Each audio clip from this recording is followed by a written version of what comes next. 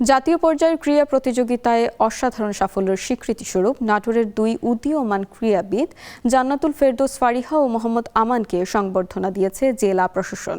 আজ বেলা 11টার দিকে জেলা প্রশাসকের কার্যালয়ের সম্মেলন কক্ষে এ সংবর্ধনা অনুষ্ঠানের আয়োজন করা হয়।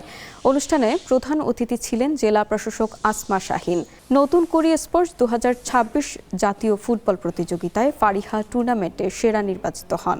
অন্যদিকে 200 মিটার স্প্রিন্টে বালক বিভাগে প্রথম স্থান অর্জন করেন মোহাম্মদ আমান।